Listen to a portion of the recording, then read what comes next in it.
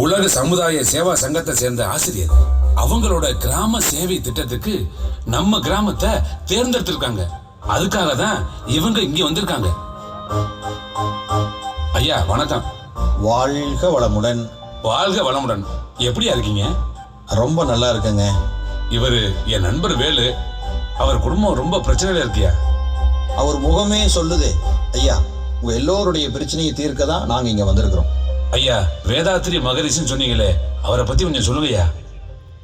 அவரு மாபெரும் மகான். 1958 சென்னைக்கு பக்கத்துல உள்ள குடுவால்ஜேரி என்கிற ஒரு கிராமத்துல உலக சமுதாய சேவா சங்கம் என்கிற ஒரு அமைப்பை உருவாக்கினார். அதற்கு அப்புறம் 1983 பொள்ளாச்சிக்கு பக்கத்தில் உள்ள ஆழியார்ல அறிவி திருக்கோயில் என்கிற ஒரு ஆன்மீக அமைப்பை உருவாக்கினார். இன்று நாங்கள் கற்றுத்தரக்கூடிய அத்துணை பயிற்சிகளுக்கும் தலைமையிடமாக ஆழியார் அறிவி திருக்கோயில் தான் விளங்கி கொண்டிருக்கிறது. ஐயா, மகரிஷி ஐயா இன்னைக்கு இல்லைனாலும் கூட சூக்குமமா எல்லா இடத்துலையும் இருக்கார். நினைக்கிற ஒவ்வொருவருக்குள்ளேயே இருந்து வழி நடத்திட்டு இருக்கார். அவருடைய மணிமண்டபம் அங்கதான் இருக்கு.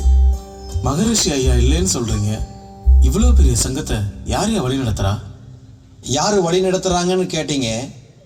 விதைத்தவன் உறங்கிவிடலாம், விதைகள் உறங்குவதில்லை.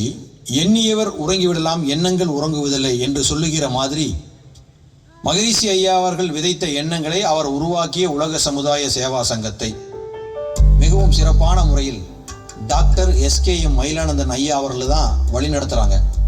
ஐயா அவர்கள் தலைமையில் உலகம் முழுவதும் 3000க்கும் மேற்பட்ட இடங்களில் அறிவு திருக்கோயில்கள், அறக்கட்டளைகள், தவமையங்கள் சிறப்பாக நடந்துட்டு இருக்கு. ஐயா அவர்களுடைய சேவையை பாராட்டி பத்மஸ்ரீ, பத்மபூஷன் போன்ற உயரிய விருதுகளை இந்திய அரசாங்கம் வழங்கி கௌரவிச்சிருக்கிறாங்க.